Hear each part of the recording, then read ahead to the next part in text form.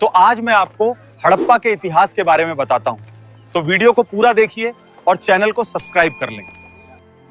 कहानी की शुरुआत किसी आर्कियोलॉजिस्ट से नहीं बल्कि एक भगोड़े से होती है। साल 1826 भारत का पंजाब इलाका जो आज पाकिस्तान में है, एक अंग्रेज सिपाही James Lewis British East India company की सेना से भाग खड़ा हुआ था। उसे अपनी पहचान छुपानी थी, इसलिए उसने अपना नाम बदलकर चार्ल्स मैसन रख लिया। वह एक बंजारे की तरह घूम रहा था। तभी उसे एक अजीब जगह दिखाई दी। एक वीरान मैदान में ईंटों के बड़े बड़े टीले थे। वहाँ के स्थानीय लोग उन टीलों को भूतों का घर कहते थे। चार्ल्स मैसन ने अपनी डायरी में लिखा कि यहाँ एक विशाल प्राचीन शहर के खंडर हैं। यह जगह सिकंदर महान के समय की लग रही है। मैसन को अंदाजा नहीं था कि वह जिस चीज को देख रहा है वह सिकंदर से भी 2000 साल पुरानी है। वह हड़प्पा के खंडर देख रहा था, लेकिन उस वक्त किसी ने उसकी बात पर ध्यान नहीं दिया। 30 साल बाद 1856 में एक भयानक गलती हुई जिसने इतिहास को लगभग मिटा ही दिया था। अंग्रेज कराची से लाहौर तक रेलवे लाइन बिछा रहे थे।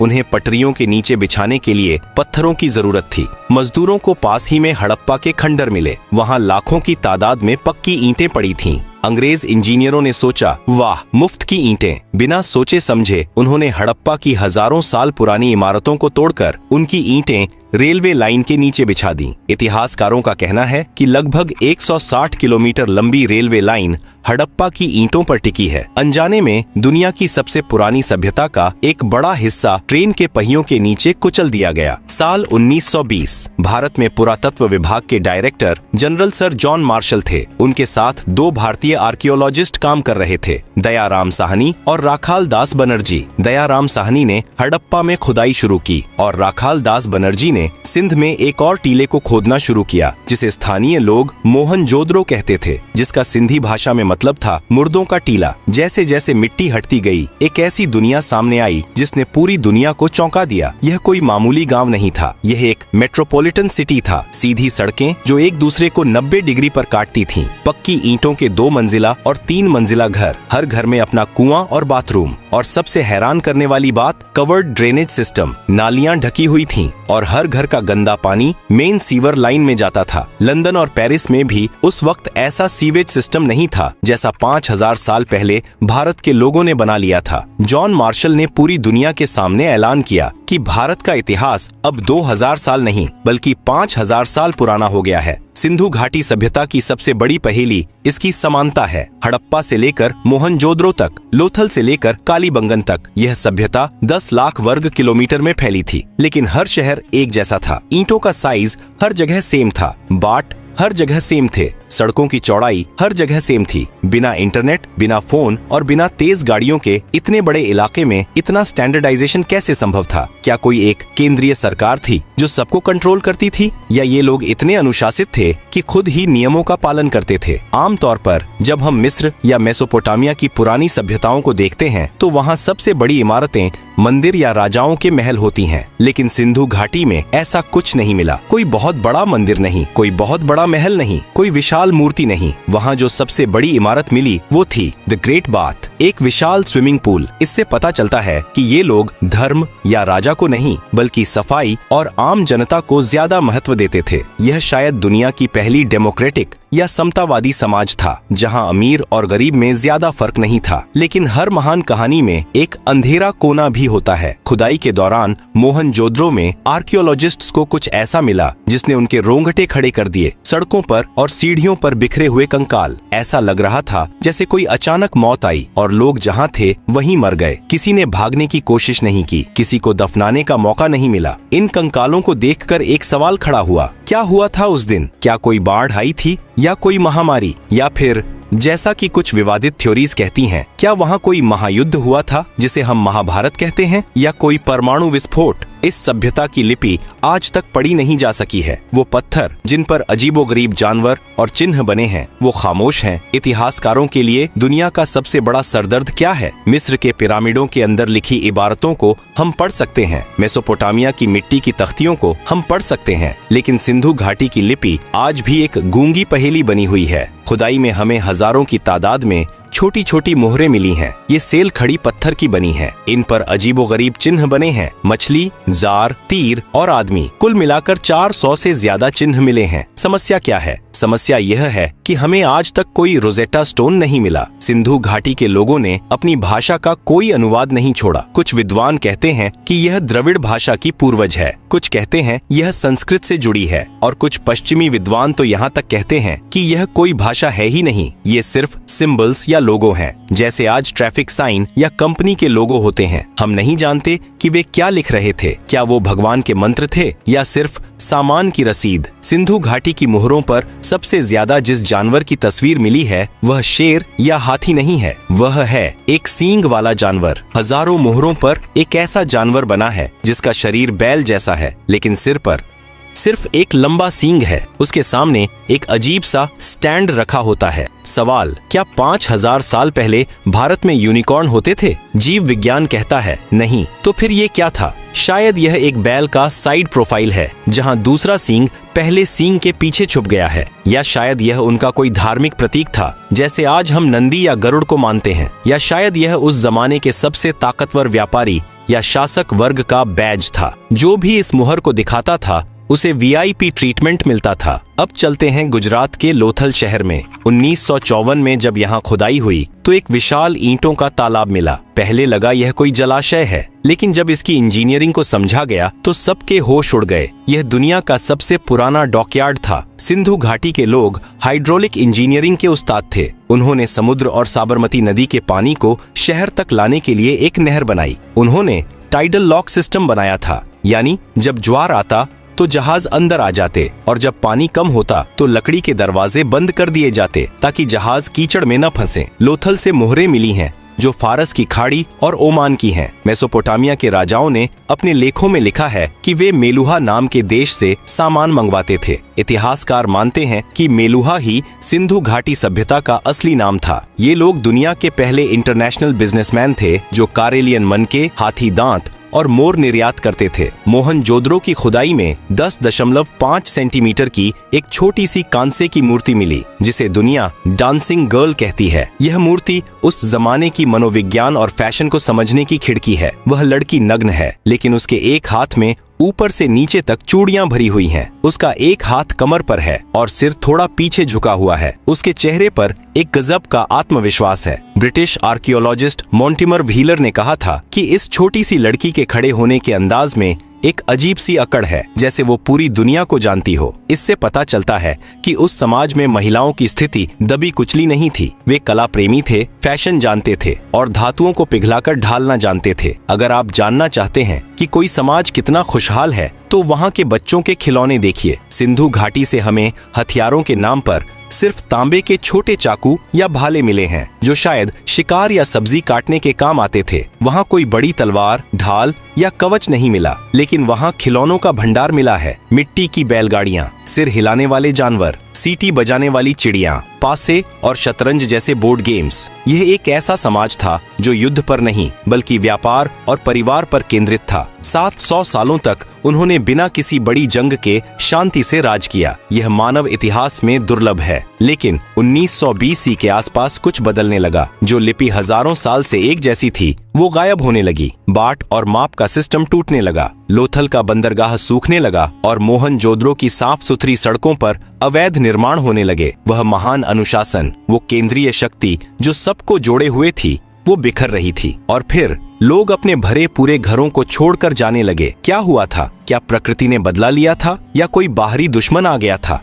धोलावीरा शहर के गेट पर एक गिरा हुआ साइन बोर्ड मिला है जिस पर 10 बड़े अक्षर लिखे हैं। यह दुनिया का सबसे पुराना साइन बोर्ड है। शायद उस पर लिखा था स्वागत है, लेकिन अब उस शहर में स्वागत करने वाला कोई नहीं बचा था। साल 1944 British archaeologist sir Mortimer wheeler पुरातत्व विभाग के प्रमुख बने। उन्होंने मोहनजोदड़ो में मिले उन बिखरे हुए 37 कंकालों को देखा। व्हीलर ने एक सनसनीखेज थ्योरी दी। उन्होंने ऋग्वेद का हवाला दिया जहां भगवान इंद्र को पुरंदर कहा गया है, जिसका अर्थ है किलों को तोड़ने वाला। व्हीलर ने अदालत के अंदाज में कहा कि सिंधु घाटी सभ्यता की हत्या का आरोपी इंद्र है। उनकी थ्योरी थी आर्य आक्रमण। उन्होंने कहा कि मध्य एशिया से घोड़ों पर सवार होकर आर्य आए। उन्होंने इन शांतिप्रिय व्यापारियों पर हमला किया और सबका कत्लेआम कर दिया। दशकों तक स्कूलों में यही पढ़ाया गया, लेकिन सच क्या है? आधुनिक विज्ञान ने इस थ्योरी को खारिज कर दिया है। वो कंकाल एक ही समय के नहीं थे, वे अलग अलग दशकों में मरे थे। कंकालों पर हथियारों के गहरे घाव नहीं थे जो किसी बड़े युद्ध की ओर इशारा करते। राखी घड़ी में मिले डीएनए सैंपल से पता चलता है कि यहाँ के लोगों का जीन पूल हजारों सालों से एक जैसा था। कोई अचानक विदेशी बदलाव नहीं आया था। तो अगर युद्ध नहीं हुआ तो वो मरे कैसे? हत्यारा कोई इंसान नहीं बल्कि जलवायु परिवर्तन था। सिंधु घाटी सभ्यता सिर्फ सिंधु नदी पर नहीं बल्कि एक और विशाल नदी पर निर्भर थी, घग्गर हकरा नदी, जिसे कई विद्वान पौराणिक सरस्वती नदी मानते हैं। सैटेलाइट इमेजरी और भूवैज्ञानिक बताते हैं कि करीब 2000 बीसी से 1900 बीसी के आसपास हिमालय में बड़े भूकंप आए। इन भूकंपों ने जमीन को ऊपर उठा दिया और नदियों का रास्ता बदल दिया। यमुना नदी जो पहले सरस्वती में मिलती थी वह पूरब की तरफ मुड़कर गंगा में मिल गई। सतलज नदी पश्चिम की तरफ मुड़कर सिंधु में मिल गई। परिणाम, वह विशाल सरस्वती नदी जिसके किनारे हजारों शहर बसे थे वह सूखने लगी। सोचिए उस मनोवैज्ञानिक डर को, जब आपके शहर का कुआं सूख जाए, फसलें मर जाएं और बारिश होना बंद हो जाए। यह एक धीमी मौत थी। लोग भूखे मरने लगे और बीमारियों ने उन्हें जकड़ लिया। मोहनजोदड़ो के वो कंकाल शायद महामारी के शिकार थे,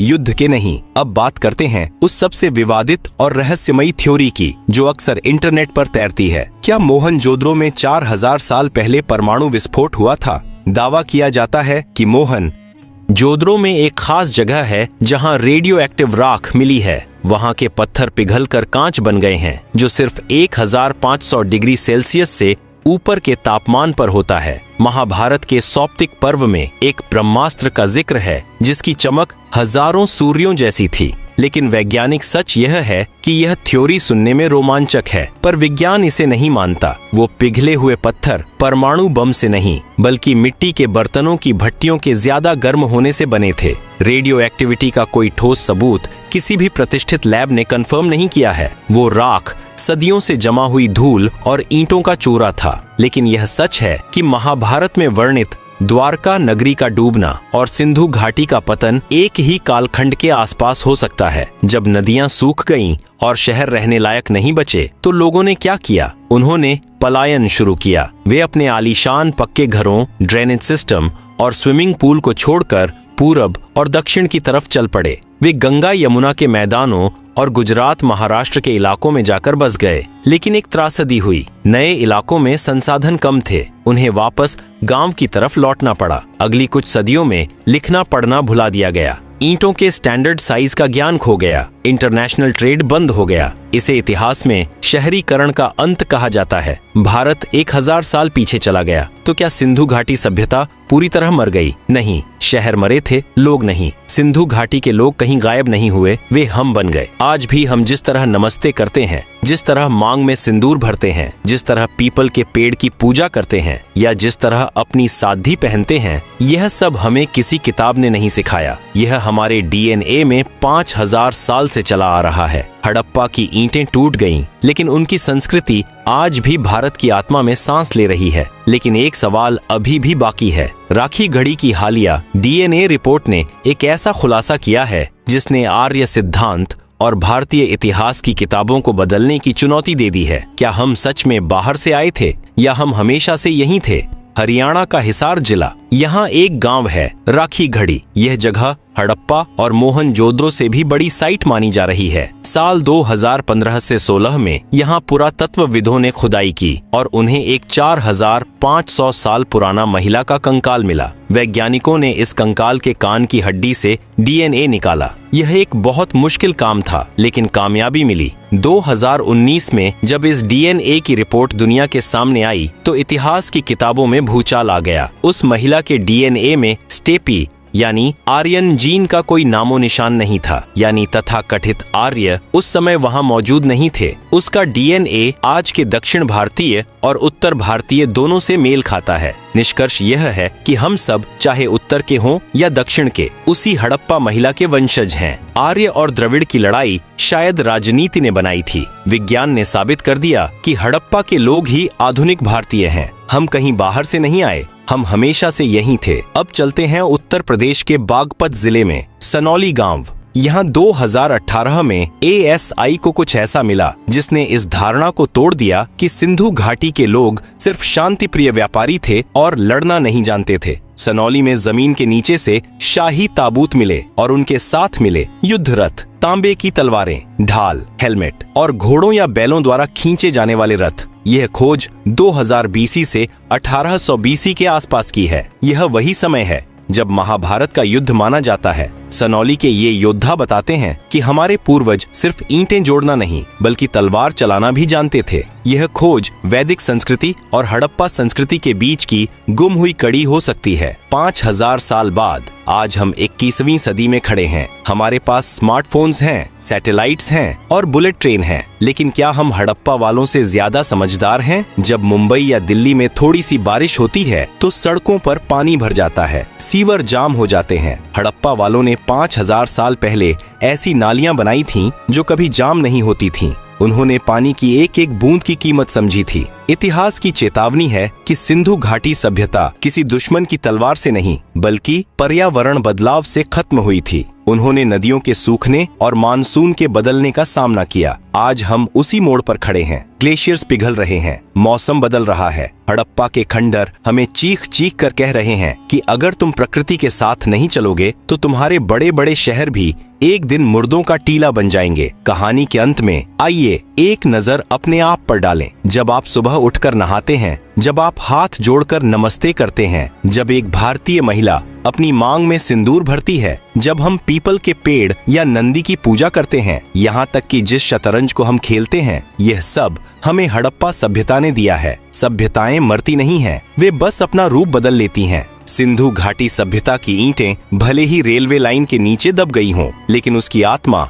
आज भी 140 करोड़ भारतीयों के दिल में धड़क रही है। 1826 में चार्ल्स मैसन ने जिसे सिकंदर का समय समझा था, वह असल में हमारी अपनी कहानी थी। एक ऐसी कहानी जो कभी खत्म नहीं हुई। हम ही हड़प्पा हैं, हम ही मोहनजोदड़ो हैं।